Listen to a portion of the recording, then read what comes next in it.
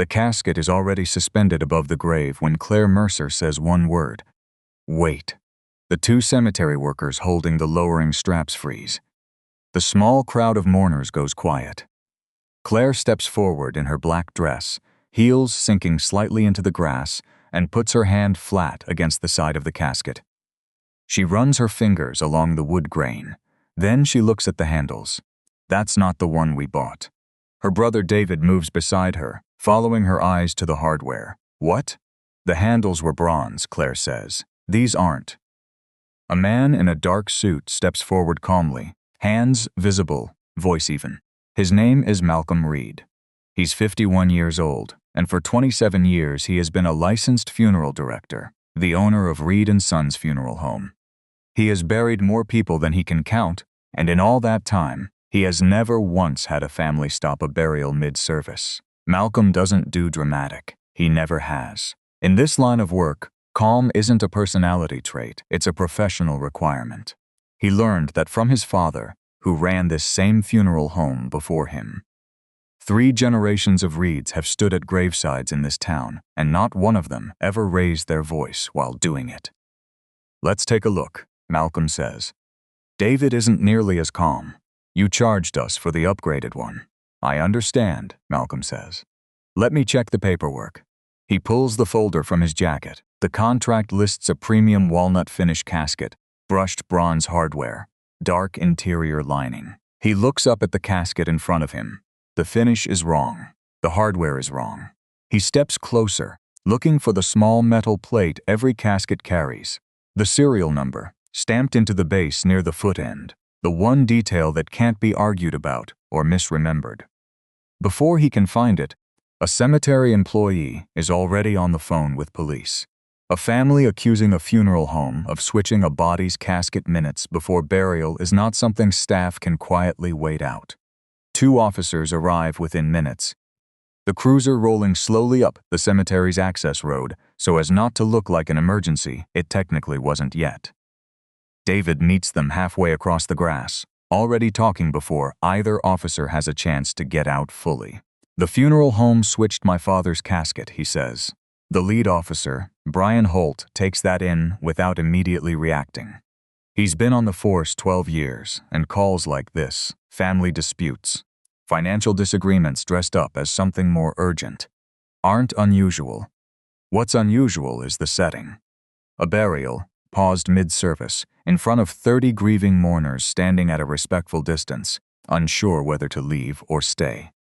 Brian looks past David to Malcolm, standing beside the casket with his paperwork still in hand, his expression giving away nothing except patience. Malcolm doesn't raise his voice. He doesn't reach for his title or his decades in the business. Before you decide that, he says, check the serial. We're securing the scene first, Brian says. Fine. Malcolm nods once. But don't call it a switch by my funeral home until you know where this casket came from. That's the whole case right there. In one sentence, nobody in that cemetery was ready to hear yet. Not a denial, not an excuse. Just a request that the truth be established before the blame was assigned, which is a harder thing to ask for than it sounds, especially when you're the person standing closest to the wrongdoing when it's discovered. To understand what actually happened to Harold Mercer's casket, we have to go back 3 days to a much quieter room where none of this looked like it was coming. Harold Mercer had spent 34 years teaching woodshop before he retired. He'd built half the furniture in his own house. When Claire and David sat down with Malcolm to choose a casket, it was Claire who noticed the walnut model first, running her hand along the finish the same way she would later at the graveside. Dad would have liked this one, she said. He'd probably complain about the markup, David said, and for a second, in the middle of arranging their father's funeral, they both laughed. They chose the premium model. Walnut finish. Brushed bronze hardware. Dark blue interior lining. Malcolm walked them through the contract, line by line, the way he did with every family. Because grief makes people sign things they don't fully absorb. And he'd learned a long time ago that clarity now saves confusion later. 3 days before the burial, the casket arrived at Reed & Sons from Reed's longtime supplier, Heritage Memorial Supply. Malcolm's staff checked it in. Then Malcolm checked it in again himself, the way he checked every casket that came through his doors. Not because he expected fraud, but because his father had taught him a rule decades earlier that never stopped applying. If you're putting something in the ground forever, write down exactly what it was. Malcolm had heard that sentence 100 times growing up, usually while standing next to his father in this same building, watching him log a delivery the same slow, careful way every single time, no matter how busy the week was. As a younger man, Malcolm had sometimes thought it was overkill. A casket was a casket. What was there to get wrong? He understood the rule differently now. In this business, mistakes don't get a second chance. You can't call a family back and say, "We'll fix it next week." Once the ground closes, whatever went into it is what went into it, forever, and no apology afterward changes that. So the paperwork wasn't bureaucracy for its own sake. It was the only tool available to make sure nothing irreversible happened by accident. He photographed the casket. Walnut finish. Correct hardware. Correct lining. He walked around it slowly, the way he did with every delivery, checking seams and stitching before he ever touched the paperwork. Then he photographed the metal serial plate near the base, the way his intake process required for every single unit that came through the door, regardless of size, price, or how routine the week felt. 4T827. He logged the timestamp.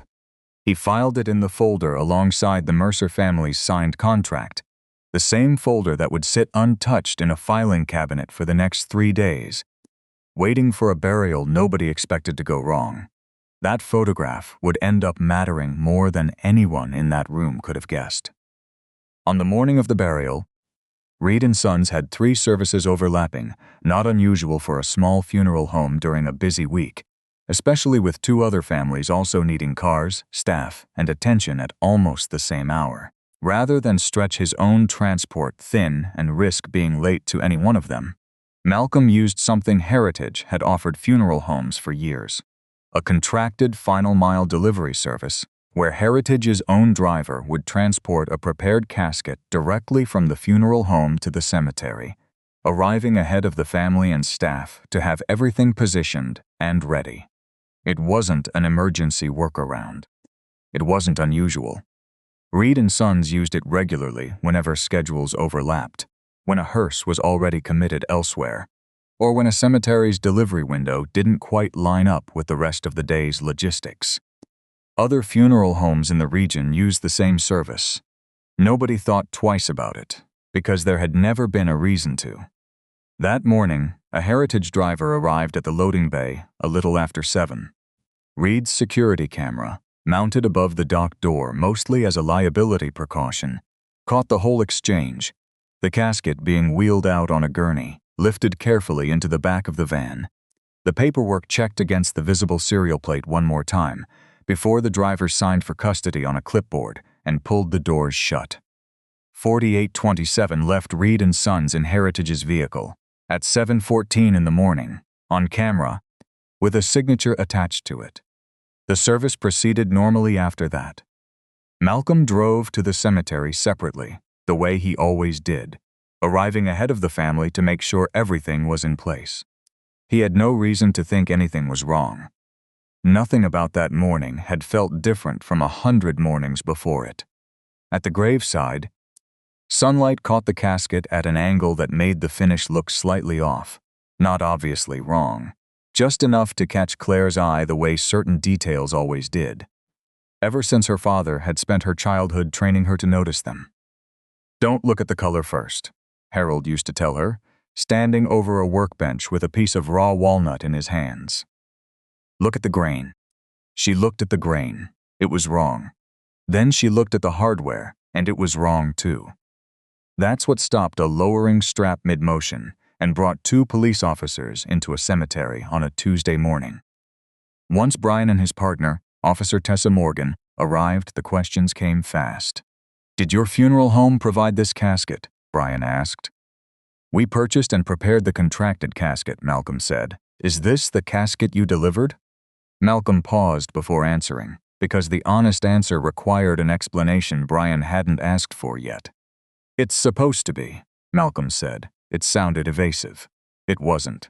Heritage had handled the final leg of transport that morning, and until someone found the serial plate on the casket in front of them, Malcolm genuinely didn't know whether the object at graveside was the one his staff had photographed 3 days earlier. Malcolm called Heritage directly. Within 20 minutes, a regional account manager named Evan Pike arrived at the cemetery with the order records pulled up on a tablet. "Reed's order," Evan said, turning the screen so Brian could see it. "Premium model. Serial 4827. "So 487 was in your custody," Brian said, looking at Malcolm. "Yes," Malcolm said. "It left my building in your driver's vehicle." Everyone turned toward the casket resting above the open grave. Tessa knelt down and found the small plate near the base, wiping dust away with her sleeve. She read the number out loud. 73-1 Fear. Nobody said anything for a moment. The wrong casket wasn't a misunderstanding anymore. It was an object with a number on it, sitting 6 feet from Harold Mercer's grave, and that number did not match anything on the contract in Malcolm's hand. For a moment, nobody in the group said anything at all. Claire stood with her arms wrapped around herself, staring at the wrong casket like it had personally betrayed her father. David's hands were balled into fists at his sides, though he hadn't moved toward anyone. Evan looked down at his tablet like it might offer him a better answer than the one already sitting in front of everyone. Malcolm just waited, the way he'd learned to wait through decades of difficult moments, letting the silence do whatever work it needed to do before anyone spoke again. "This number doesn't match," Brian said, more to himself than to anyone else. "Could be an inventory reassignment," Evan offered. "Sometimes units get relabeled in the system." Malcolm looked at him without any heat in his expression, just a flat, professional certainty. "Caskets don't change serial numbers because paperwork gets inconvenient." That line didn't accuse anyone specifically. It just closed off the easiest excuse in the room. The question everyone had been asking, "Is the family mistaken, or is Malcolm hiding something?" had already been answered by the plate under Tessa's fingers. The family wasn't mistaken, and nothing yet proved Malcolm had done anything wrong either. The only real question left was where 4827 had turned into 7314. Malcolm pulled up the intake photo on his phone and handed it to Tessa. "Premium walnut casket. Correct hardware. The number 4827, clear and legible, with a timestamp from 3 days earlier." "This was physically inside your building?" Tessa asked. Malcolm said. David looked at the photo over her shoulder, his jaw tight, his anger visibly shifting direction, even if he wasn't ready to say so yet. Then Malcolm pulled up the security footage from that morning. The loading bay, the driver, the casket being wheeled onto the Heritage vehicle, the serial plate briefly visible in frame before the doors closed. 4827 left Reed and Sons in a Heritage vehicle. That much was no longer in dispute. Brian's language shifted, almost without him noticing it. "Your funeral home delivered the wrong casket," quietly became, "The wrong casket arrived at the cemetery." A small change in wording that meant everything, because one sentence blamed Malcolm and the other one didn't. David found Malcolm near the hearse a few minutes later, away from the others. "I thought it was you," he said. "I know," Malcolm said. "I'm sorry." "Find out what happened first," Malcolm said. Not cold, just steady. There would be time for apologies once there was something solid to apologize for. The burial couldn't continue that day. Harold's casket, whichever one it actually was returned respectfully to Reed and Sons for holding while everything got sorted out. No open casket, no handling beyond what was necessary. Just a pause. Painful but careful. "Can you find the one we chose?" Claire asked him quietly before she left the cemetery. "I'm going to find out where it went," Malcolm said. The trace back through Heritage's system didn't take long, because the chain itself was short. 4827 had been picked up from Reed and Sons that morning and scanned into Heritage's regional distribution hub before continuing on to the cemetery. Somewhere inside that hub, a manual entry had reassigned the delivery. Serial 734 got routed to Harold Mercer's burial. Serial 4827 got logged as damaged, return pending. There was no damage photo, no inspection report, no return ticket, just a note in a spreadsheet and a casket that quietly disappeared from Harold's route and reappeared somewhere else in the warehouse, waiting to be assigned to whichever family came next. Investigators didn't need to untangle 6 different databases or a dozen warehouse codes to understand what had happened. The trail was short enough to fit on one page, and short enough that nobody could plausibly claim it was too complicated to have caught earlier. That was the entire chain, laid out in 4 plain facts nobody could argue with. 4827 entered Reed & Sons. 4827 left Reed & Sons. 7314 reached the cemetery. The warehouse record changed somewhere in between. Investigators located 4827 still sitting in the distribution center days later, unused, quietly reassigned to a different allocation queue after the substitution, waiting for a burial that was never going to happen unless somebody went looking for it. The distribution center's manager was a man named Derek Lane, 46, who had spent years quietly deciding which caskets went where when the exact model requested wasn't immediately available. His explanation when investigators sat him down was almost mundane. Premium stock allocations get tight sometimes, he said.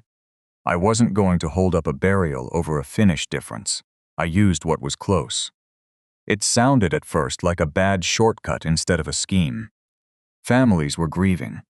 Burials had scheduled times, sometimes tied to religious requirements, sometimes to travel arrangements for relatives flying in from out of state. Nobody wanted to be the reason a funeral got delayed because one exact wood finish was back-ordered from a manufacturer 3 states away.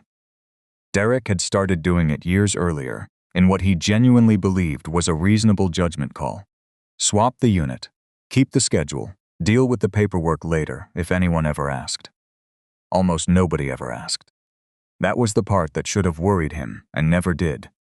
A shortcut that works without consequence a dozen times in a row stops feeling like a shortcut. It starts feeling like a system, and a system that quietly keeps premium money coming in while cheaper units go out the door doesn't stay a well-intentioned accident for very long. But investigators had one more question. Were families told? Not consistently. Were price differences refunded? No.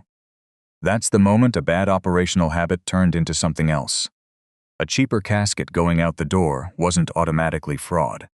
A cheaper casket going out the door while the family kept paying premium price without being told was. Regional account manager Evan Pike hadn't been down in the warehouse swapping cereals.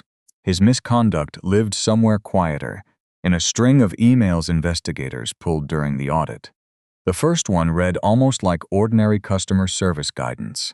Use equivalent if premium stock unavailable. Reasonable enough on its own. The second was worse. Don't delay service over finish differences. A judgment call that puts scheduling ahead of honesty, but still defensible as sloppy policy rather than deliberate concealment. The third one changed everything. If family has already viewed its service, don't reopen unless they complain.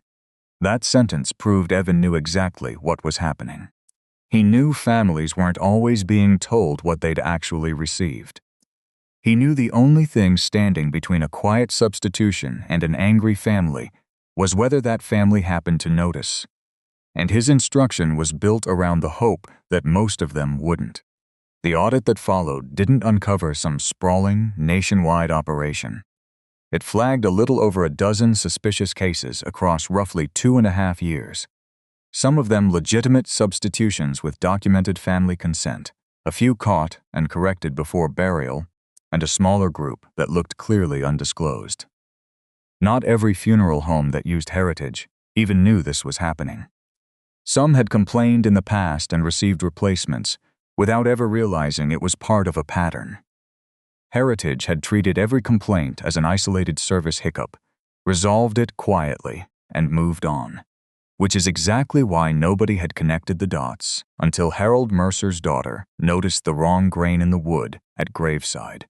One of the flagged cases belonged to a family Malcolm had never met, tied to a different funeral home entirely from 2 years earlier. The name on the file was Bennett, Samuel. Samuel Bennett had known, months before he died, that his illness wasn't going to give him much more time. He was a practical man, and rather than leave the hardest decisions to his wife during the worst week of her life, he did what he could while he still had the strength to do it. He planned his own funeral, and he was specific about it. A sealed casket, brushed bronze handles, a dark blue interior. He picked it out himself in a showroom, running his hand along the same kind of finish Harold Mercer once would have, the way a man who spent his whole life paying attention to detail does even at the end. His wife, Ruth, sat beside him that day, not entirely sure why it mattered so much to him. To get every detail exactly right when, as far as she could tell, none of it would matter to him once he was gone.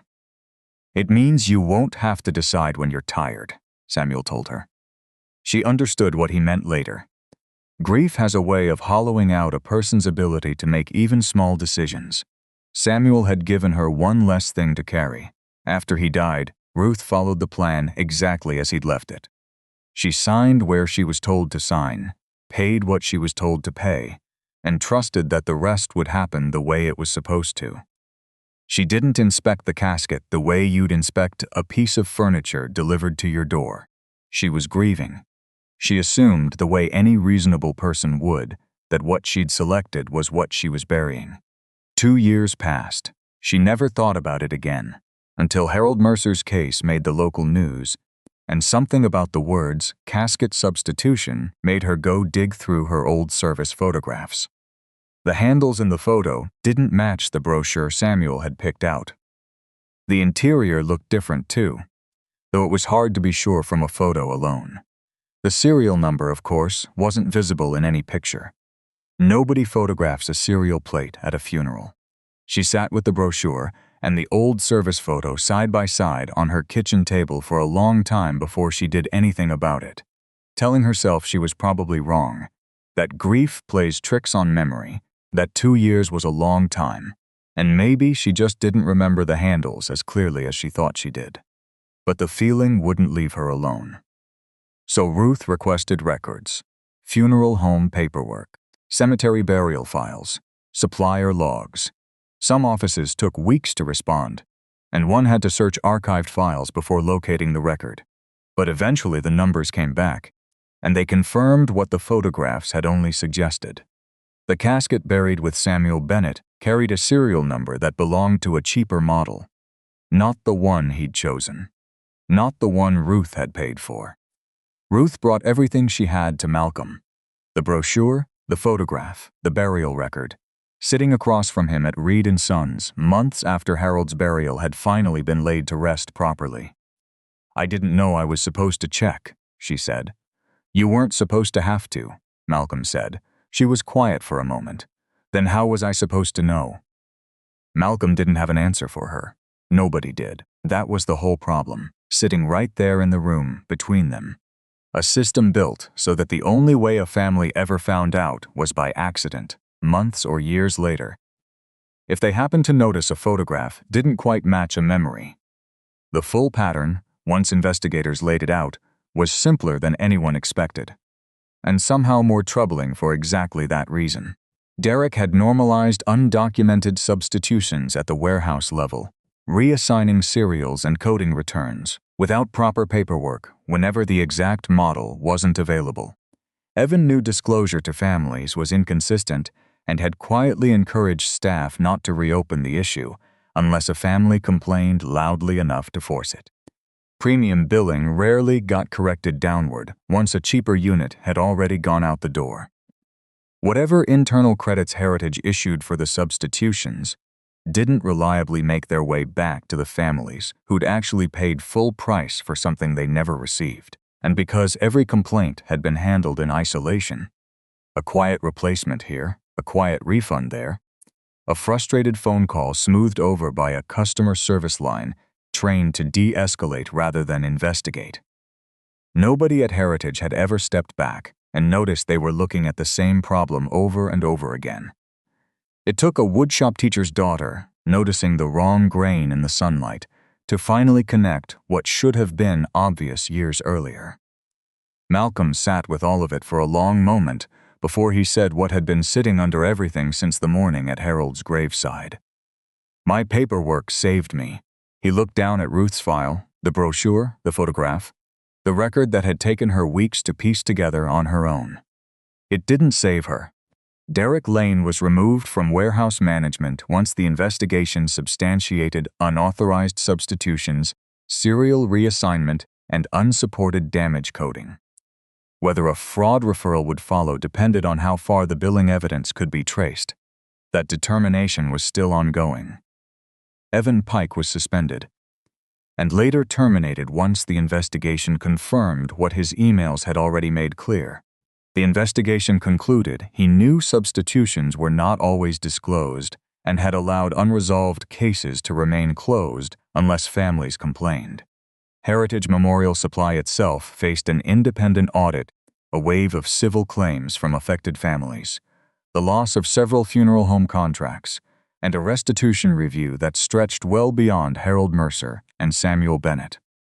Funeral homes that had used Heritage for years, Reed and Sons included, spent months reviewing their own past orders against the audit's findings, cross-checking serials against contracts going back years, just to be sure no other family was still waiting to find out what Ruth had found out. No dramatic federal raid, no perp walk on the evening news.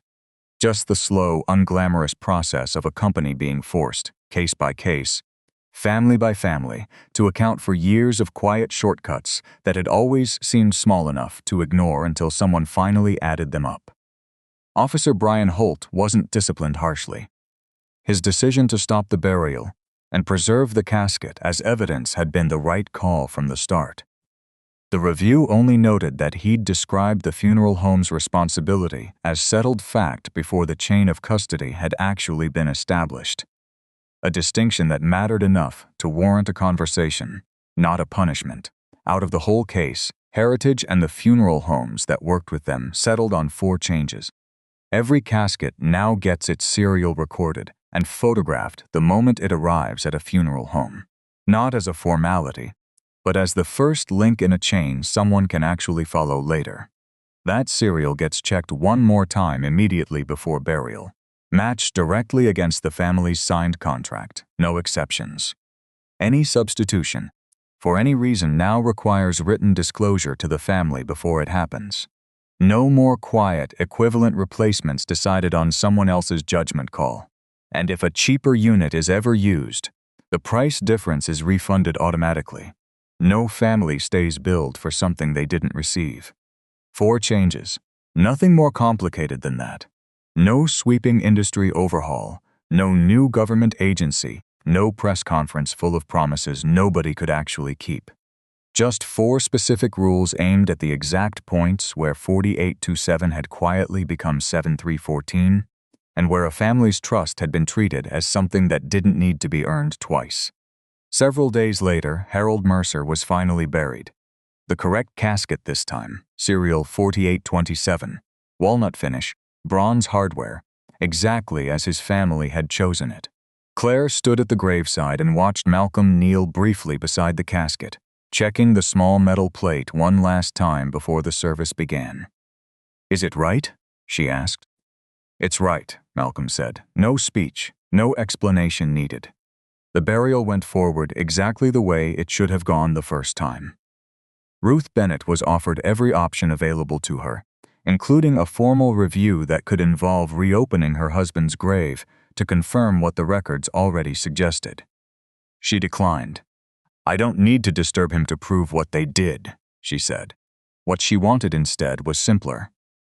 An official acknowledgement of what had happened, a corrected record, restitution, and some accountability from the company that had let it happen in the first place. She got all of it, eventually, without ever having to touch Samuel's grave to do so. That choice stayed hers, and nobody tried to talk her out of it. Months later, a new casket arrived at Reed & Sons. A staff member scanned the serial at intake, logged it, photographed it the way they always had. On the morning of that family's burial, before anything was lowered into the ground, Malcolm scanned it again himself. The screen came back with one word: match. A younger employee, watching him double-check something the system had already confirmed, asked the obvious question. "You still checking everyone yourself?" "Everyone," Malcolm said. "No drama in it. No lesson attached. Just a man doing, quietly and without exception, the one thing that had turned out to matter more than anything else in this entire story. The same habit his father had drilled into him decades earlier, the one he'd once thought was overkill, the one that had ultimately been the only thing standing between a grieving family and a truth they might never have found on their own. A closed casket, a serial plate, photographed, a contract resting beside it, the numbers on both matching exactly. That was never really the goal. Catching fraud, proving a case, winning an argument at a graveside. The goal was smaller and harder to notice from the outside. A family that never has to wonder whether the thing they paid for is the thing that went into the ground. A grieving family should never have to wonder whether the thing they paid for is the thing we buried, Malcolm said, months after it was all over, when someone finally asked him to sum it up. He paused, the way he always did before the words that mattered most. "If one number can settle that before the grave closes," he said, "then somebody needs to check it."